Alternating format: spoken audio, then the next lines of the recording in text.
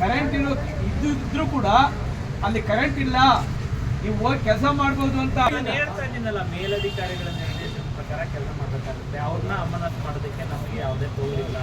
Report ಕೇಳಿದರೆ, ಸಂಬಂಧಪಟ್ಟವರಿಗೆ notice ಕೊಟ್ಟಾಗಿದೆ, ಅವ್ರು ರಿಪ್ಲೈನು ಕೊಟ್ಟಿದ್ದಾರೆ. AW ವರದಿ ಒಂದು ಬಾಕಿ ಇದೆ. ಬಂದ ತಕ್ಷಣ ನಮ್ಮಿಂದ ವರದಿ ಹೋಗುತ್ತೆ, ಅಲ್ಲಿಂದ ಮುಂದಿನ ಕ್ರಮ ಆಗುತ್ತೆ. ಇಲ್ಲಿ ತಪ್ಪಿಸ್ಕೊಳ್ಳೋದಕ್ಕೆ ಯಾರಿಗೂ ಅವಕಾಶ ಇಲ್ಲ. ಬೆಸ್ಕಾಂ ನಿಯಮ ಅನುಸಾರ ಕ್ರಮ ಆಗುತ್ತೆ. ಈಗ ಅಲ್ಲಿವರೆಗೂ ಈ ವಾರದಲ್ಲೇ ರಿಪೋರ್ಟ್ ಅದಕ್ಕೆ ರೀಸನ್ ಹೇಳದ್ನಲ್ಲ. ಈಗಾಗಲೇ ವಿಳಂಬ ಆಗಿದೆ, ಸಾಕ್ಷಿಗಳು ನಾಶ ಆಗ್ತದೆ. ಆ ವ್ಯಕ್ತಿಯ ಅಲ್ಲ ಸರ್, ಸಂಬಂಧಪಟ್ಟಂತ ವ್ಯಕ್ತಿ ಹೇಳ್ಬಿಡ್ತೀನಿ. ನಮ್ಮಲ್ಲಿ ಯಾವುದೇ ಒಂದು ಆಕ್ಸಿಡೆಂಟ್ ಆದರೂ ನಮ್ಮ ಲೆವೆಲಲ್ಲಿ ಒಂದು ಇನ್ವೆಸ್ಟಿಗೇಷನ್ ಆಗುತ್ತೆ. ತದನಂತರ ನಮ್ಮ ಕಾರ್ಪೊರೇಟ್ ಆಫೀಸಲ್ಲಿ ಒಬ್ಬ ರಿಟೈರ್ಡ್ ಜಡ್ಜ್ ಮತ್ತು ರಿಟೈರ್ಡ್ ಇಂಜಿನಿಯರ್ ಒಂದು ಸ್ಪೆಷಲ್ ಟೀಮ್ ಮಾಡಿರ್ತಾರೆ. ಅವರು ಬೆಸ್ಕಾಮ್ಗೆ ಸಂಬಂಧಪಟ್ಟವರಲ್ಲ, ಅವರು ಕೂಡ ಬಂದು ಇನ್ವೆಸ್ಟಿಗೇಷನ್ ಮಾಡಿ ಆಕ್ಷನ್ ಆಗುತ್ತೆ. ಎಲ್ಲವೂ ಕಾನೂನು ಕ್ರಮದಲ್ಲೂ ಅಲ್ಲ.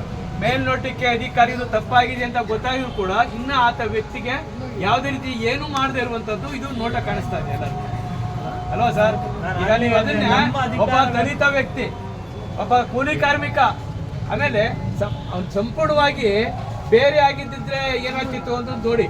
ಈಗ ದಲಿತ ಒಬ್ಬ ಕೂಲಿ ಕಾರ್ಮಿಕ, ಅದು ನಿಮ್ಮಲ್ಲಿ ಕೆಲಸ ಮಾಡ್ತಾ ಇರುವಂತ ಅನುಭವ ಸಾಧ್ಯ ಅಂತ ಆತನಿಗೆ ಕರೆಂಟ್ ಇಲ್ಲ ಅಂತ ಹೇಳಿ ದಿಕ್ತಪ್ಪಿಸಿ ತಪ್ಪು ಮಾಹಿತಿಗಳನ್ನು ನೀಡಿ ಒಬ್ಬ ಇಂಜಿನಿಯರ್ಗಾಗಿ ಮಾಡಿರುವಂಥ ಅಧಿಕಾರಿ ಇಲ್ಲಿವರೆಗಾಗಿ ಕೂಡ ಏನೂ ಆಗಿಲ್ಲ ಆದಮೇಲೆ ಯಾವ ಕ್ರಮ ತಗೊಳ್ತಾ ಇದ್ದೀವಿ?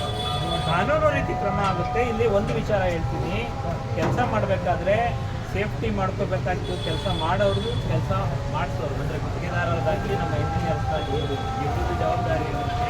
ಅಲ್ಲಿ ಏನು ಅವಘಡ ನಡೆದಿದ್ದು ಸಂಪೂರ್ಣ ವಿವರಣೆ ಮೇಲಧಿಕಾರಿ ವಿಚಾರ ಮಾತಾಡೋಕ್ಕಾಗಲ್ಲ.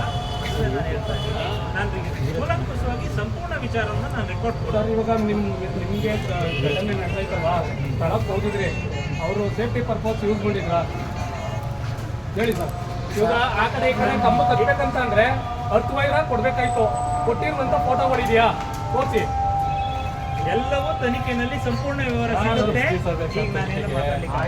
ಸಾಹೇಬ್ರು ಹೇಳ್ದಂಗೆ ರಕ್ಷಣೆಯನ್ನ ಮಾತೇ ಇಲ್ಲ. ಸಾಹೇಬ್ರ ಬಾಯಲ್ಲಿ ಬಂದಂಗೆ ರಕ್ಷಣೆಯನ್ನ ಮಾತೇ ಇಲ್ಲ ಅಂದ್ರೆ ನಾವೇ ಮಾಡ್ಕೋಬೇಕು. ಯಾವ ಲೈನ್ ಮ್ಯಾನ್ ಕರ್ಕ ಬಂದ್ರು ನಾವೇ ಸಾವು ಅನುಭವಿಸ್ಬೇಕು. ಯಾಕೆ ಬಿಕಾಸ್ ಆಫ್ ನಾವು ಕೂಲಿ ಕಾರ್ಮಿಕರು ಅಂತನಾ? ನಿಮ್ ಬಾಯಲ್ಲೇ ಬಂದಂಗೆ ರಕ್ಷಣೆಯನ್ನ ಮಾತಿಲ್ವಾ? ಪರಿಹಾರ ಏನಾದ್ರು ಘೋಷಣೆ ಮಾಡಿದ್ದೀರಾ? ಪರಿಹಾರ ಘೋಷಣೆ ಮಾಡಿದ್ದೀರಾ? ಇಲಾಖೆಯಿಂದ ಒಂದ್ ನಿಮಿಷ. ಪರಿಹಾರ ನಮ್ಮ ಸತ್ತ ವ್ಯಕ್ತಿಗಳಿಗೆ 5 ಲಕ್ಷ ರೂಪಾಯಿ ಅಂತ ಇರುತ್ತೆ. ನಮ್ಮ ಎಲ್ಲ ವರದಿ ಹೋಗಿ ಡಿಸಿಷನ್ ಆದ್ಮೇಲೆ ಸಿಗುತ್ತೆ. ಅದೇ ಈಗ ಕೊಟ್ಟಿದ್ದೀರಾ ಅಂತ ನಮ್ಮ ಪ್ರಶ್ನೆ ಸರ್. ನಮ್ಮ ಇಲಾಖೆಯಿಂದ ಯಾವುದೇ ಪರಿಹಾರ ನೀಡಿಲ್ಲ. ಅವ್ರ ತಕ್ಷಣಕ್ಕೆ ಪರಿಹಾರ ಅಂತ ಕೊಡ್ಬೋದಾಗಿತ್ತಲ್ಲ, ನೀವು ಯಾಕೆ ಕೊಟ್ಟಿಲ್ಲ? ಸರ್ಕಾರದಿಂದ ಕೊಡ್ಬೋದು. ನಮ್ಮ ರಿಪೋರ್ಟ್ ಹೋದ ಮೇಲೆ ಸರ್ಕಾರದಿಂದ ಕ್ರಮ ಕೈಗೊಳ್ಳಲಾಗಿದೆ, ಪರಿಹಾರ ಸಿಗುತ್ತೆ. ಮನೆಗೆ ಕೊಡ್ರಿ.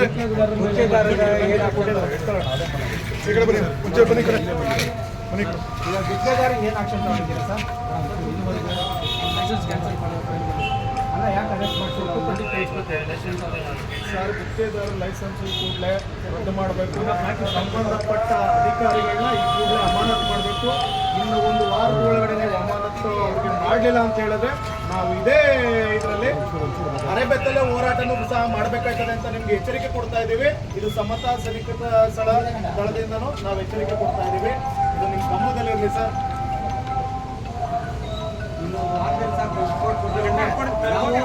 ನೆಕ್ಸ್ಟ್ SC ಆಫೀಸ್ ಮುಂದೆ ಹೋಗಿ ನಾವು ದಿನ ನಾವು ಸಚಿವರು